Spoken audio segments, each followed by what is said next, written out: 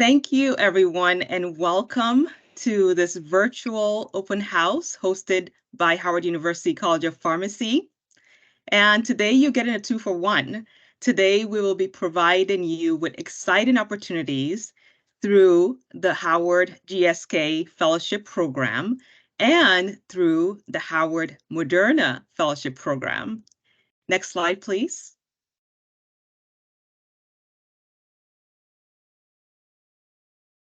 Before we get into the agenda, let me introduce myself. My name is Rosemary Alajide. I am a pharmacist by training, and I'll be hosting the first part of this presentation. I have 10 plus years of industry experience, and it's truly a privilege to be the project coordinator for the Howard University Pharmacy Industry Fellowship Program. Our agenda for today is packed. We're kicking it off with the Howard introduction. So I'll share a little bit about the Howard team and go a little bit into our purpose for the program.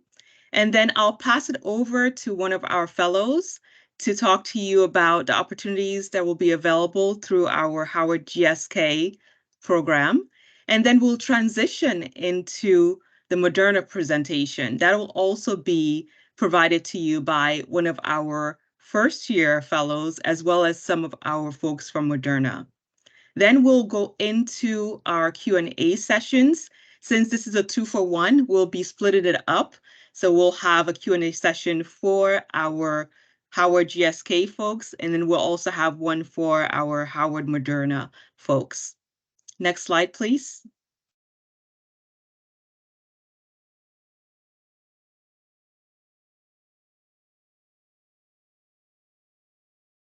So the Howard University College of Pharmacy Pharmaceutical Industry Fellowship Program is supported by a team, a mighty team on this slide. I introduced myself. My name is Rosemary Alajide. I'm in the middle there. And on the left of the slide is our esteemed leader, Dr. Earl Etienne. Dr. Etienne is not online with us today. He sends his regards, but Dr. Etienne envisioned this program in 2012. He's done a ton of work to bring together opportunities across various industries, pharma, academia, and hospitals. He sends his regards. On the right of the slide is Mrs. Christina Flood. Mrs. Christina Flood is our budget analyst, and she does everything finance, budgets, expenses. She supports the team in a huge way, and she also sends her regards. Next slide. We wouldn't be able to do the work that we do at Howard without the support of the fellows. Our fellows are the ones that share with us what's happening in industry. They share with us the new opportunities they'd like to have through the program. And we actually have 4 lead fellows representing 4 partner companies through the Howard Pharmaceutical Industry Fellowship Program. These lead fellows are the ones that serve as the voice of the fellows. They ensure that the leadership team is monitoring and managing the program to meet the needs of the fellows. First is Patrick Fotso. Patrick is our 2nd-year postdoc fellow, and he is at Sanofi. Next on the slide is Mustalifa Mohammed. Mustalifa Mohammed is also a 2nd-year postdoc fellow, and she is at Pfizer. Third is Kathy Friday. Kathy Friday is a 1st-year postdoc fellow, and she is actually one of the co-moderators today. She is a GSK fellow. And last but not least is Diamond Scott. She's also a 1st-year postdoc fellow, and she is currently at AbbVie. These 4 lead fellows truly support the leadership team, that support our fellows in ensuring that we have opportunities that are very crucial to professional development and learning activities for the fellowship program. Next slide, please. So I've talked a little bit about the team. I've talked a bit about our fellows, but the core of this presentation really is the purpose of the Pharmaceutical Industry Fellowship Program. If you don't know, Howard University has a legacy that dates back to 1868. So we have a legacy of excellence in truth and service. And with that, the purpose of this fellowship program is to develop fellows with competency and skill set that is necessary to serve and thrive as integral leaders in industries across academia, biopharmaceuticals, policy, research, and FDA. And we do that by nurturing solid groundwork through the immersive postdoc fellowship programs. These programs are essential for prosperous future careers as C-suite leadership leaders within the pharmaceutical industry. So we truly have a saying about the Howard University College of Pharmacy. We are caring, which care stands for collaboration, accountability, respect, and excellence. So that is what we try to mirror, and that's what we model with all our fellows. Next slide. And with that, I'm going to pass it over to Philip, who is our first year GSK fellow, to take you through the opportunities that we have with the Howard GSK program. Philip. All right. Hello, everyone. Can everyone see me? I just had to change my settings for a second there, so the screen might have gone blank. Like a yes or a thumbs up. All right. Hello, everyone. My name is Philip Matthew. I am the company representative for Howard University and GSK.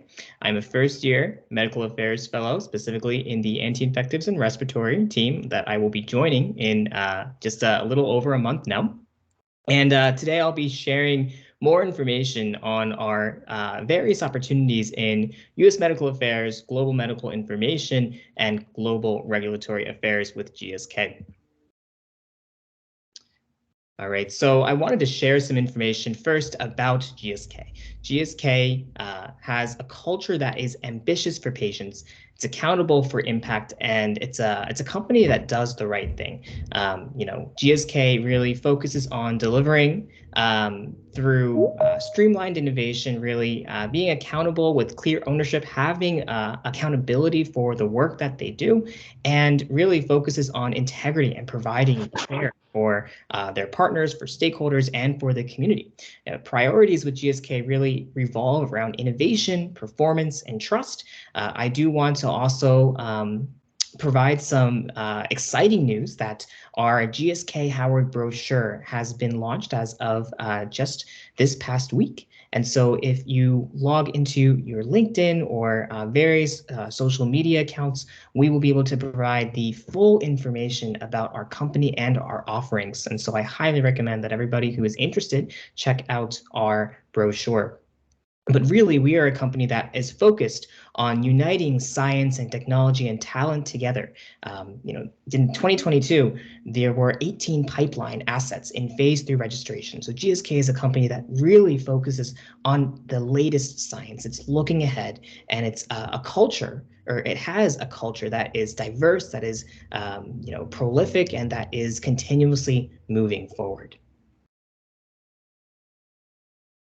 And so the partnership with GSK and Howard University is a 2-year program for all fellowships. It's aimed at really providing this unique opportunity to combine skills with Howard University's process, specifically with the U.S. medical affairs side, through working in a clinical setting and then bringing that clinical experience forward in various opportunities. And then, as we will discuss in a few slides later today, with the regulatory perspective, bridging together different stakeholders and different environments to provide a comprehensive opportunity for fellows that really provides value across different domains and trains the fellow to become really, as Dr. Olajide mentioned, a C-suite individual with a breadth and widespread understanding of the business. And so, as our introduction states here, our goal in this fellowship is to develop pharmaceutical industry professionals to become successful leaders and innovators. And so for this season, our opportunities or our offerings are 7 medical affairs, U.S. medical affairs, 2 positions in global regulatory affairs, and then a new position in global medical information, which we will be describing a little bit more. I do want to also emphasize that these positions are open to both holders of PharmDs or PhD degrees. Okay. All right, so now we will go a little bit more into the U.S. medical affairs and global medical information. So these are our positions that we are recruiting for. So describing some of the therapeutic areas in just a little bit more detail, our opportunities lie in the anti-infective and respiratory space, in which we are recruiting for 2 positions, the vaccine space, in which we are also recruiting for 2 positions, oncology with 1 position, specialty with 1 position, and then there is a new opportunity that we are offering in medical accounts and value communications, where there is 1 position as well. And we also have this new offering in global medical information as we expand our partnerships. And I do want to also share some exciting news. We have our program director with us, Tony Burgess, and I want to share the floor here with Tony to share a few words. So Tony, go ahead. Thank you all. It's good to meet you all, and thank you for joining today's open house. As Philip mentioned, I'm Tony, and I am in GSK. I've been here for 20 years, and I'm the program director for the GSK Howard University Fellowship. I have been in U.S. medical affairs for a majority of my career, and these programs are near and dear to my heart because how I started in industry was as a resident after I got my PharmD. So I know the impact that programs like this can have for a person individually as well as their career. And I also see and am really excited that some of our preceptors have been able to join today as well. So if you have questions for our preceptors or for me, as well as our fellows, which I always think it's best to hear from the fellows if you want to know what the real experience is about, versus if I tell you. But just thank you, and looking forward to having further discussion later. Great. Thank you, Tony. And going back to Dr. Laje and the team here, I'm not able to see exactly, but do we have the preceptor for any of the specific fields, specifically for medical accounts and value communications, that would like to speak at this time? Hi, this is Kendra Hughes. I am the preceptor for the GSK Medical Accounts Fellowship. So just to kind of give you a flavor for what medical accounts is, it may not be as clear as some of the other positions here in oncology or vaccines, but medical accounts is responsible for the scientific engagement with population-based decision makers. So when you think of population-based decision makers, you're thinking of insurers like an Aetna or a pharmacy benefit manager like CVS Caremark. Our team consists of about 26 individuals, heavily field-based, but there are a number of headquarters positions, such as myself, who help support the field teams in developing materials, getting insights through advice-seeking activities, helping with medical education to population-based decision makers. So this position, it would be similar to what I do in-house in helping support those activities. What's unique to medical accounts, unlike some of the other positions, is we are cross-portfolio. So it covers all therapeutics within GSK and also covers marketed as well as pipeline products. Because if you think of population-based decision makers, they're very interested in what's coming.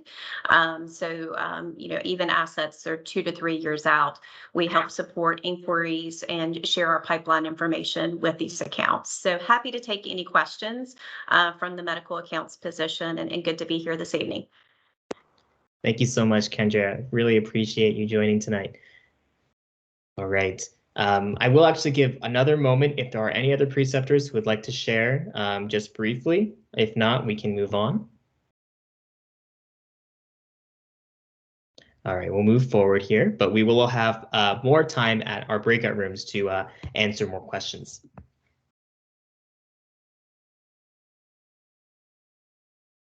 All right, so I want to go and dig a little deeper into our objectives, and these are across the U.S. Medical Affairs positions. They apply in different ways to the different specifications or specific positions, as Kendra mentioned, especially maybe more so in the field basis for the medical accounts position. But I want to just highlight, this is more for a reference, but I want to highlight some of the major takeaways from this slide here. So really thinking about things like launching a new product for new therapeutics. Again, as mentioned, GSK is one of the most innovative companies out there for the pharmaceutical industry. And so there's a number of medications either on the market, coming to the market, or having a new indication or label extension. There's a number of opportunities for training curriculums, for scientific communications, both internally across different folks inside as well as externally to healthcare providers, to key opinion leaders. There's a strong understanding of medical literature and really critiquing literature in the competitive environment to identify gaps in educational areas. There's an understanding of the laws and regulations and policies, development of medical content, reviewing scientific communication, and really contributing to this team, to both internally and externally. One of the biggest and most important value points that a fellow is able to provide is providing tangible project outcomes. And so that is one of the major objectives across the positions here. And again, also speaking toward that medical science liaison, field medical interaction to really have a strong understanding of the science and be able to communicate that effectively and through strategy.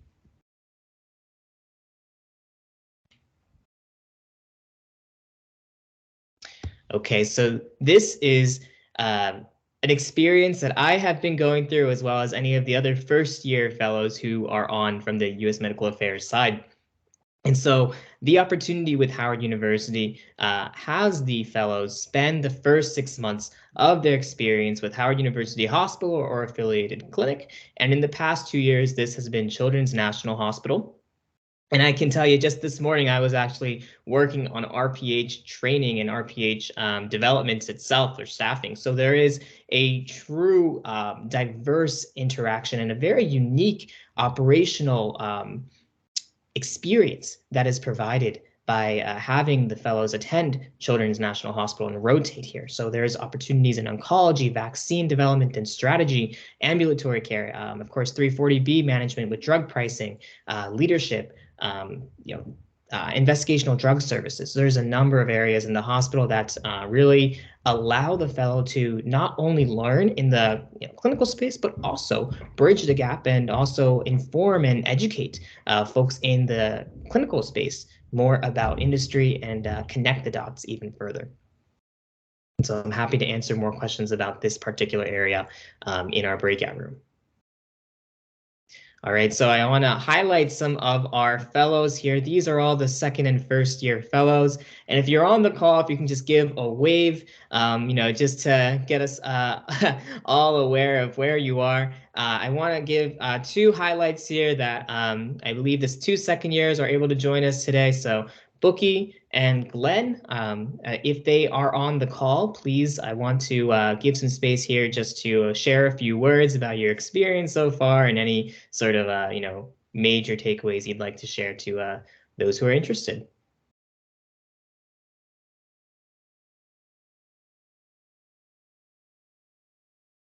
All right, so they will also attend our breakout rooms, and then hopefully at that point, they'll be able to share more insight about their experiences. Oh, Bookie, I do see your hand raised. Hi. There we go. Hi, everyone. I'm not sure if you can hear me. I'm Buki Onajin. I'm a second-year fellow on the Ben Lista team.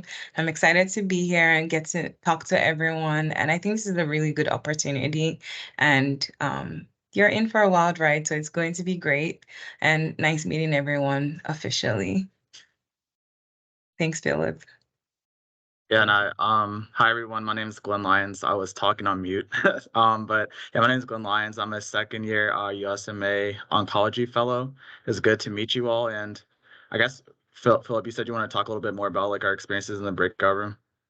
that what you said? Yeah, in more detail, but if there's Oh, any okay. point or maybe your therapeutic area or your drug that you're working on, very high level, of course. Oh yeah, sure. So I support the medical affairs team. The specific product is Jemperli, also known as dostarlimab. It's used for endometrial cancer.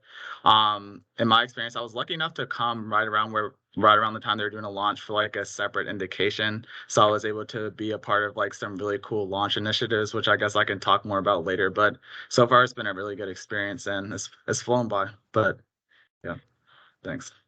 Awesome. Thank you, Glenn. And I also just want to give a shout out to the first years who are here. I'm not sure exactly, I can't see my screen, but for anybody who'd like to talk more, we'll have some opportunities there in the breakout rooms to share your experiences. All right.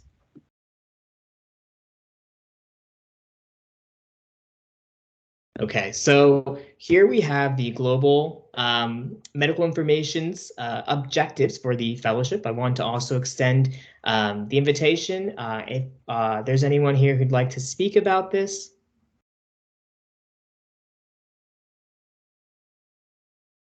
If Sejal is here, if not, I'm happy to speak a little bit more toward this as well. And Tony, would you like to share a few words, or I'm happy to go through this first, and then Tony, if you'd like to also add on to the points I mentioned here, would that be all right? Yeah, Okay. absolutely. And it looks like Sejal could not join us today, but this is a very exciting opportunity. This is a new Global Medical Information Fellowship. So Philip, take it away. Awesome. So here, this is an opportunity that is supported with U.S. medical affairs, but expands outside of just U.S. And so really, we're focusing globally for the fellow that will be working here. Really having a strong medical and drug information perspective is one of the major points that is found in this particular fellowship. The fellow here evaluates medical literature, really develops custom and standard response letters. Essentially, if you're not familiar with that, that really means, for those who maybe are healthcare providers or even, physicians and, maybe outside just anyone really who's, inquiring about a drug or about the product, they have ways to contact pharmaceutical companies, and pharmaceutical companies, especially the drug info team and the medical affairs teams, they will create these custom response letters based on sometimes in-house data, sometimes different literature. For these stakeholders to evaluate. And so this is an opportunity really to dive really deep into the drug literature and really be able to take that knowledge that you gain through either pharmacy school, or your PhD, and synthesize and communicate that out through writing and verbally. There's medical review of scientific engagement, as well as an understanding of dossier through different pathways, working through the value evidence and outcomes teams. So there's an opportunity also to expand into population decisions, thinking not just in one patient, but large scale. And then, of course, there's opportunities to travel to congresses and collaborate with stakeholders. And there is a current fellow with this process from another organization. And so the opportunity, although this is a first fellow for Howard, the support is there from a fellow perspective for the potential individual who will be selected for this position. And for those that do have questions about medical information, while Sejal is not here, Kendra and I both started our careers in medical information, so we'd be happy to answer any questions you have. Thank you very much for that. And I wanted to share, Philip, that Sejal is extremely passionate about this program. She shared that she's so thrilled to have an incoming fellow with the Howard GSK Global Medical Information position. We are all really excited, and I know that among the fellows as well, we are also really excited and ready to support this process as we move forward. So we're all working together in this process.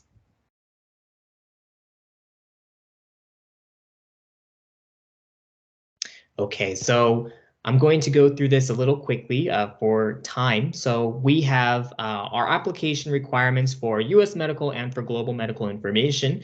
The portfolio, or rather the application requirements are the same across our Howard positions here, with the letter of intent, our CV, and 3 letters of recommendation with the transcript. Of course, early applications are encouraged, but February 23rd is our deadline for applications. Interviews will be conducted through February of next year, and so this process will be continued to move forward in a very rolling basis in the next early part of next year. And of course, the degree requirements are either to have a PharmD or PhD. All right, with that, I want to move into global regulatory affairs, and I'll hand it over to Coffee. Yes, thank you very much, Philip, for the introduction on medical affairs. And at this time, we'll move over to the Global Regulatory Affairs and Policy position. So my name is Kathy Friday, and I am the first-year fellow for Global Regulatory and Policy. And currently, we're recruiting for 2 positions. Philip, next slide, please.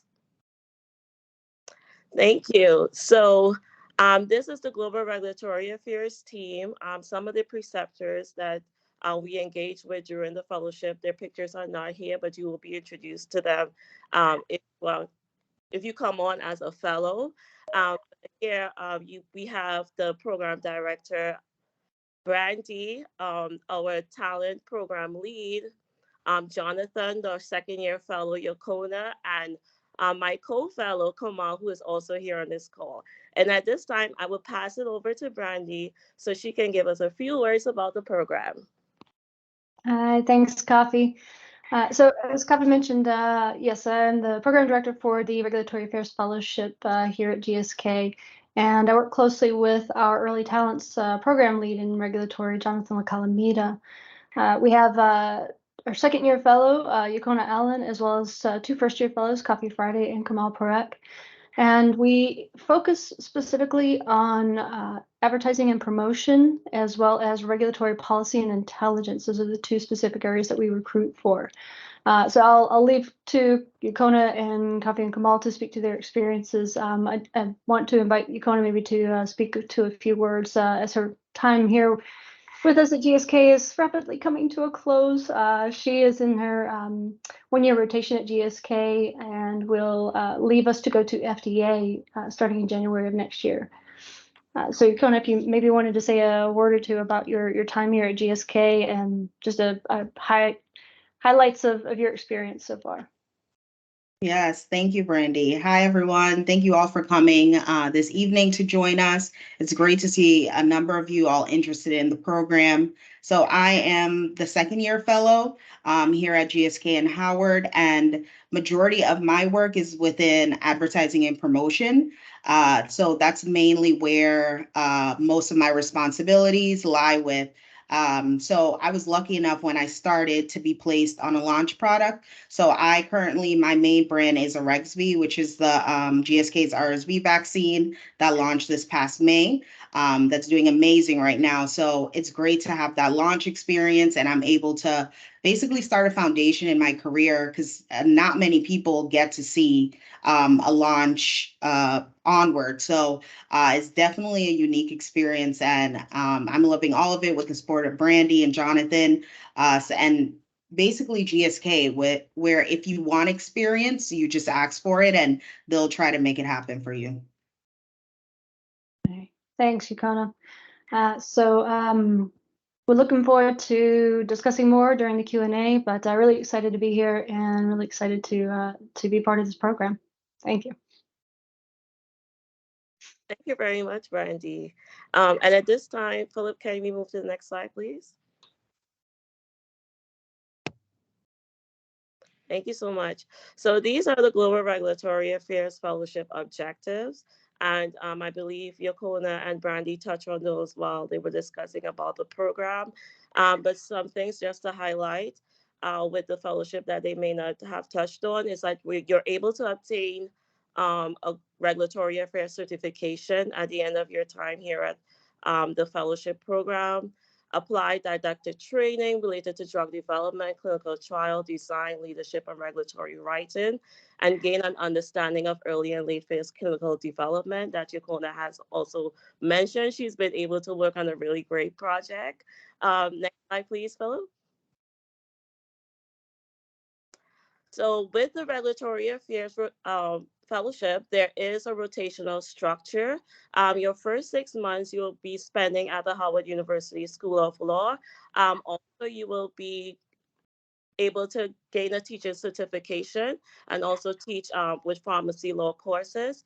The second rotation is at GSK for 1 year, and your final rotation is at FDA for 6 months. So I will touch on the first rotation, which is what I'm currently at right now. I'm doing my first 6 months at the Howard School of Law, and it's been a really great experience. I'm able to take law courses. My co-fellows and I are also able to, we're actually doing a paper to be published. We're doing legal writing papers on an FDA question. So it's really interesting to see how we could, align the statutory writings and the policies and see what, organizations could regulate and what regulating powers they actually have. So that has been a really, really great experience. I'll also pass it on to Komal if she wants to talk about her first year experience as well.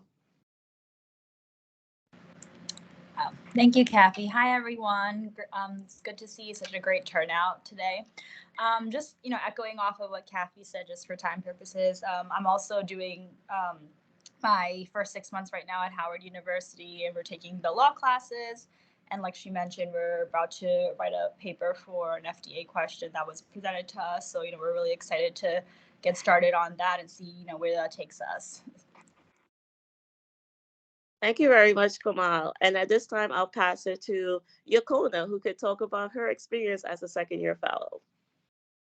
Thank you, Coffee. So like I said earlier, I primarily do most of my work in ad promo, but I have had exposure to other areas like CMC, strategy, labeling, because it's just important to have that well-rounded experience. As we know, regulatory is this vast space, right? So I think one of the highlights of this fellowship is that flexibility. So you're able to dabble here and there as you see fit, kind of like cookie program it to what you want to see your career as. So my goal is to be in ad promo post fellowship. That's my main area of focus. But if I wanted to say switch during the time and go to CMC, I was allowed to do so with the support of Brandy and my other colleagues. So it's definitely there. I will say the first 6 months, even though it's separate, it does help you when you get to GSK, because being in the law school, we know that FDA publishes guidance, and then guidance comes from laws and regulations and things like that. So it definitely builds the foundation to understand what's a law versus what's a guidance, what's something you must follow, what's something you can get in trouble with. So it does come back into play. So don't think of them as such separate entities. Like there's a reason for it and it all flows.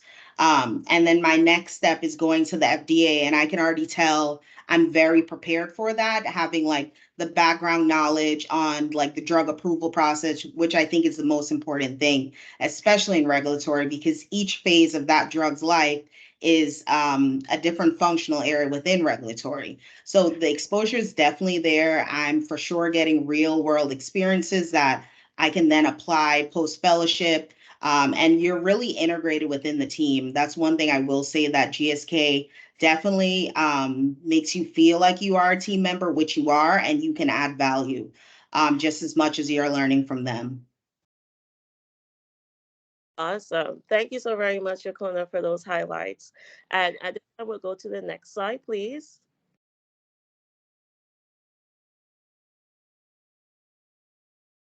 Yes, so these are the application requirements. It is very similar to the Med Affairs application requirements. You need to have your letter of intent, CV, 3 letters of recommendation, and your transcript submitted. And our deadline for submissions is November 23rd.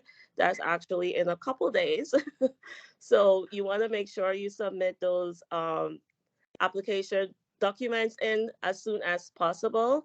And for the regulatory affairs and policy position, we will be conducting interviews on a rolling basis through January, and we're hoping to have our candidates selected by February 2024. Next slide, please. And here are all of our second year and first year fellows who are doing amazing work. And we are so proud of them and all the things that they've been doing at their company, well, at GSK. And, I'm pretty sure you could contact any one of the fellows if you have questions, contact them on LinkedIn, and they will be more than happy to answer those.